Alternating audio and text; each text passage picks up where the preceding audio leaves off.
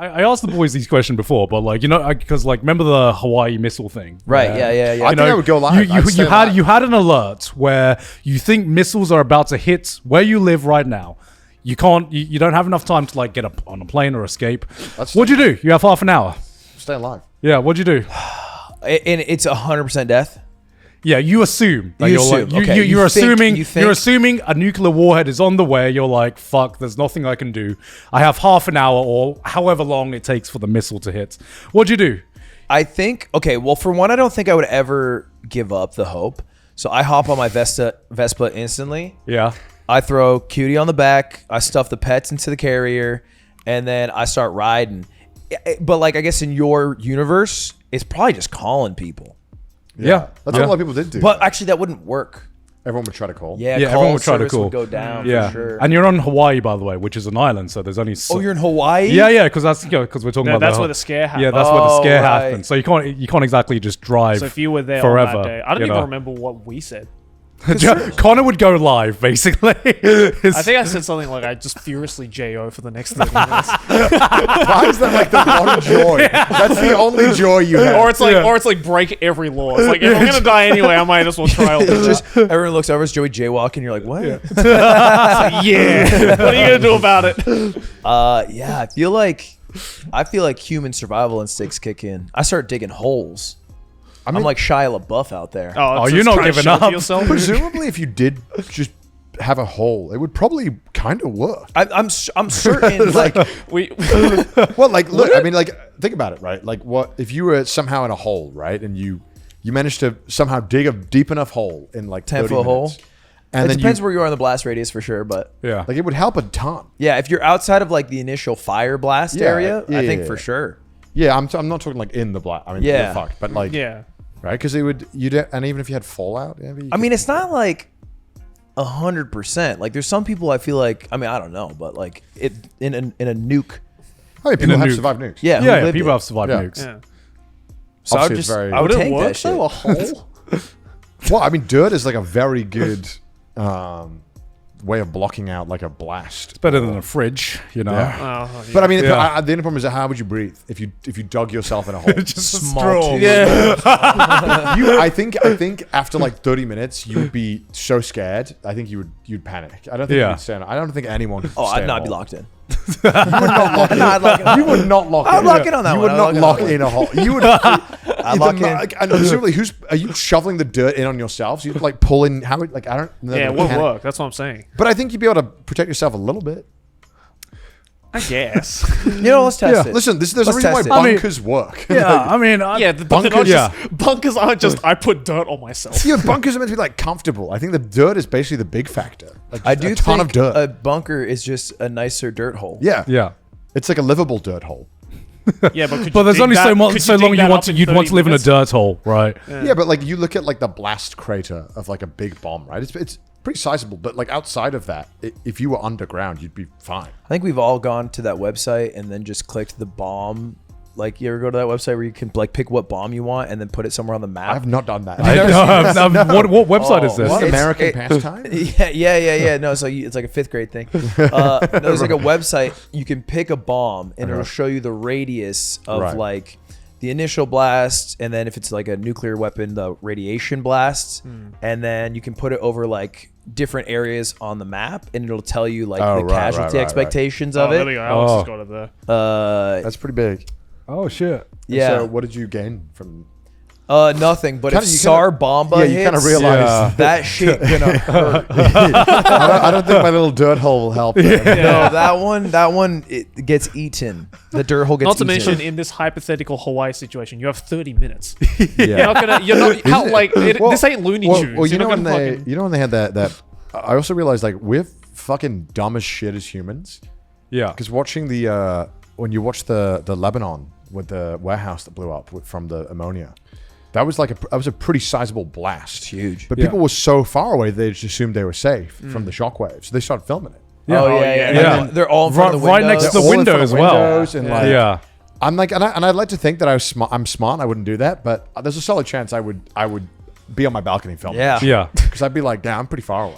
You'd be like, chat, check this out. This is crazy. I'll be like, this is a banger tweet right here. I think when you see an explosion far away, your brain is like, I'm safe. So I think I would look. I think I'd watch. Yeah. I don't think I'd be like under a table or something. There's a picture that went viral like this week. It was a UPS driver and it, like delivery man, and he's like delivering a package, looks focused. Behind him, 9/11.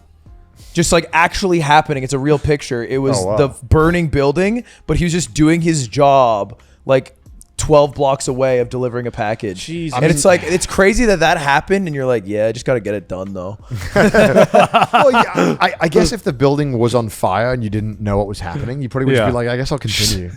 Brother, it looked like 9/11 back there. It was not like the building was like slightly fiery. I feel like that's just New Yorkers, though. New Yorkers are just built different I feel sometimes. like until the tower fell, Yeah. there was probably a good chunk of people that didn't take it seriously. No, I think so too. I think Yeah. it's similar to the blast, right? Yeah. Where it's Yeah. like, I you think- don't understand the scope of it. Yeah. No. Because Oh, is is that it the the picture picture? there? Yeah, that's crazy. Oh, Yeah, but like, I think if I was a New Yorker, I think I would just continue. I think I wouldn't. I would until it was actually like horrific. I would continue. yeah, I don't know what like it. Yeah. Honestly, I think I would. Like, if I don't know. crazy. Man. Yeah. It's pretty. That's like I huge. think if I saw that in like Japan, I think I would just kind of trust that they had it under control. See, this is a guy thing, I think, because Yeah. you Yeah. ever see that? It's a movie clip, but some people mistake it as a real clip. It's this family, and they're at the ski resort, and an avalanche comes, and then the dad's like, "Oh wow, look at that!" And Yeah, the mom's it's the like, same thing. "Yeah." The mom's like, "We should go," and the dad's like, "We're fine."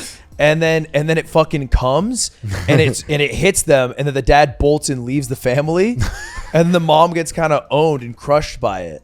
That's what you call killed. She doesn't die. She doesn't die. Okay. She doesn't die. But the Okay. movie is about the relationship. I thought it was a real clip for a long time. Yeah. It turns out it's from a movie, and it's about the relationship after the avalanche.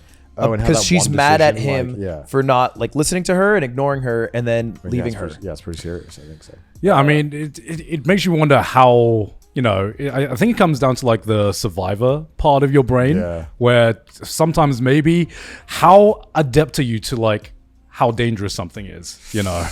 How I'd like to think I am, but then I guess I'm not. I think men are worse at this. And also I think when we are not some- meant for surviving. no, we I are also not. think that my brain has that thing of if far away, I'm fine, which is just totally not how that works. No. Like I think if I saw like a tsunami approaching, I don't think I'd clock it. I don't You think I'd can't like, say you're good at surviving and then also have gone bungee jumping and let Yeah, me that's drive a true. car for you. Yeah, that's true. I would not do either. I got on the back of his Vespa this morning, and I felt like that was. When I asked you, I was shocked. when You're you a said brave yes. man. I drove Well, good. I can't. Yeah, you did. I'm sure you do, Yeah. but I'm not sitting on the back. I got of a that, steady bro. hand. Well, you know, I feel like I got to chill out a little bit, and I think you helped me learn how to chill out more. Bye, baby. Because you're so extremely chill, way too much, I think, and I'm normally not. So I feel that I'm trying to get better at it, and I think hanging out with you helps. So you find yourself to be high strung normally? Like it I was. would say I was a solid 3-hour person at the airport, and now I'm 2. Oh, Now I'm 2. I've cut you Oh, down. I'm 2 now. Oh, You were a damn. 3-hour person at the I airport. was a 3-hour before, no exceptions. Now I'm a 2-hour person. What are you? I'm definitely 2 hours, but mostly it's 1.5 hours. Well, now domestic. That's comp time, Domestic now, even domestic, I would have done 2 hours. You're talking about before they board? Like 2 Before, hours before the time on the ticket. for leaving or boarding though? No, For so getting if to your the flight airport. is at 9, you're at the airport by 6. 7. Right. Yeah, okay. yeah. Okay. Yeah, it used to be 6. Like if it was an international, Yeah. I used Yeah. to get 6. What are you? I'm like 2.5, 2 hours. Now I do 2. Now I do 2. Yeah. I'm 45 minutes. That's fucking. Dude, Alright. we, Every time. we- Alright, one let's time go. we did a domestic flight, and I don't know if we definitely haven't told us on the pod, but we were going to, I don't know where the fuck we were going. We were going somewhere. NorCal. We're going to San Francisco, right? Is that one? And you wanted to leave 40 minutes before the flight, or 50 minutes before the flight. Yeah. Leave his house. It was a 20-minute drive. It's close. Okay. And I was like, holy shit. And then, of course, on the way over, he gets pulled over. I forgot about And now I was, not only was I forgot about the that. thing was is that I didn't even stress because I didn't care because it wasn't my thing. Right. Yeah. So I had no reason to be stressed. But you were stressing for But him. now I started stressing because Yeah. now I was like, okay, now we're not going to make it. Yeah. And this guy pulls over and he's just being Ludwig. You know, he's been way too chill with his police officer.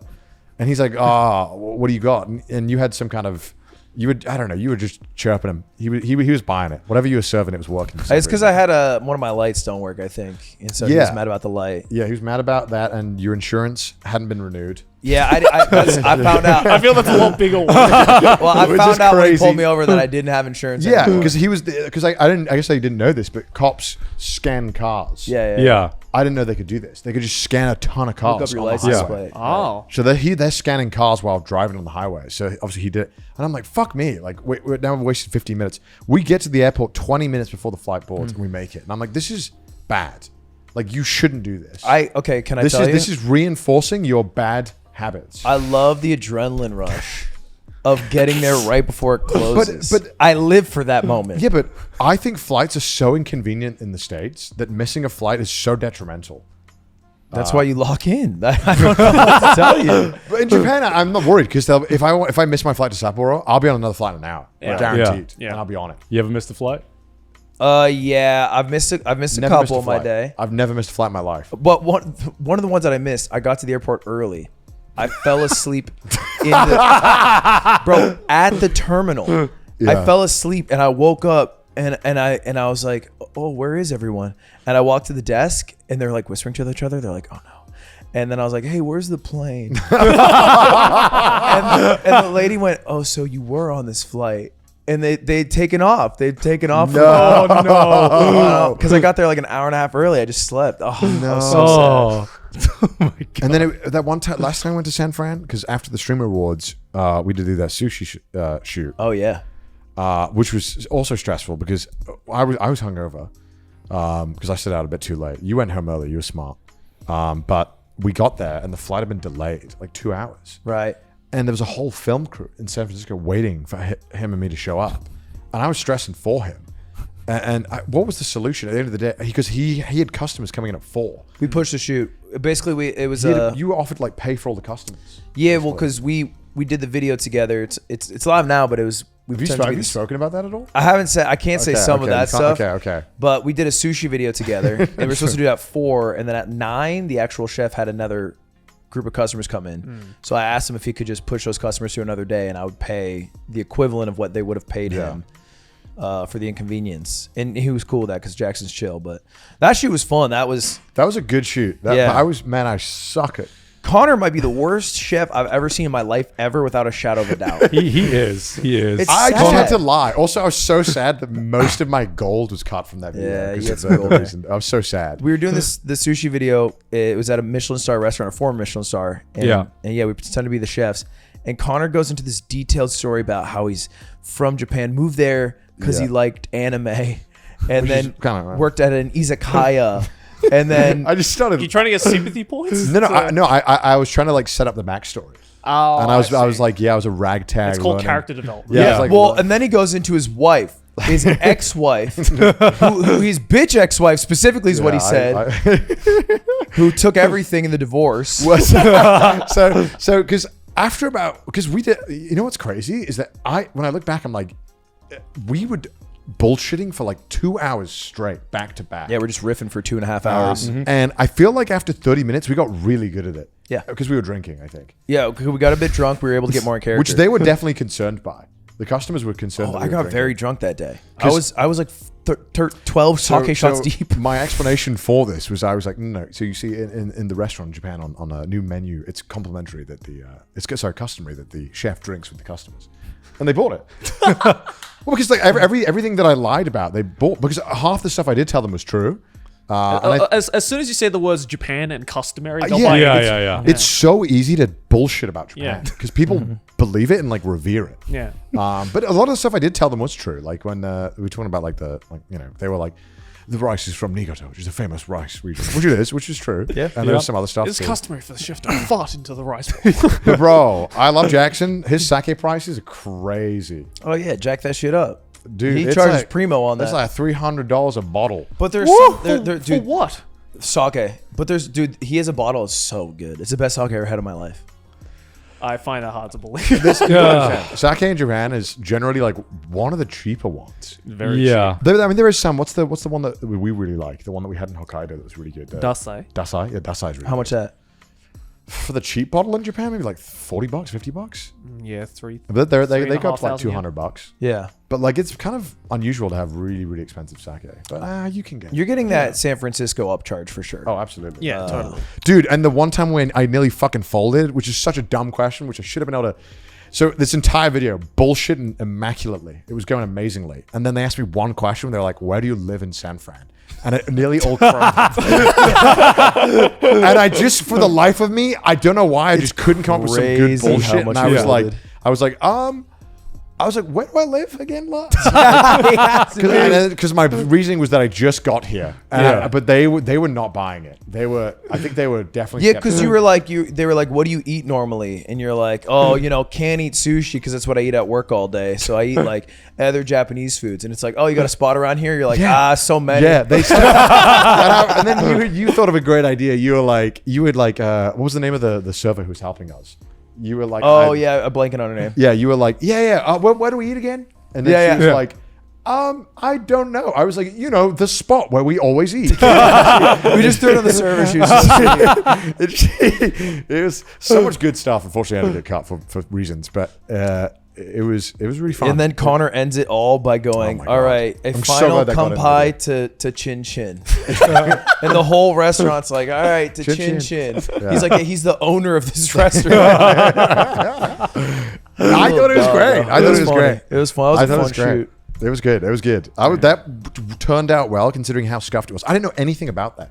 Yeah, kind of ran it. You were like, we'll just do this thing. Yeah, we'll just feels like just the way to go. It feels like the way you do most things. I would not have a let's just do this thing, and then when we turn up, there's 15 cameramen. Like that's just like not how I associate those like vibes. Yeah, you playing your shit out, meticulous. If there's that much, you got to do in Japan at least. No, I know it's what it seems like. It changes how you have to do content in general. I think it makes it. I think that's why you're able to pump out as much as you do, because you're just like, guys, just show up with cameras and we're gonna rip something. And I feel like in Japan, there's a lot more consideration for. It's like, all right, we'll plan it out. See you guys at the filming day a month from now. You could. Oh, go for it. I was just gonna say sometimes you get planning paralysis though. You do. Oh, no, absolutely. That's what I always get nervous about. We don't have a choice though, unfortunately. Yeah. But I agree there. Like, there's a lot of times where I won't do a video because the thought of it stressing me out. Whereas if I had just locked in a date and showed up, it probably would have been fine.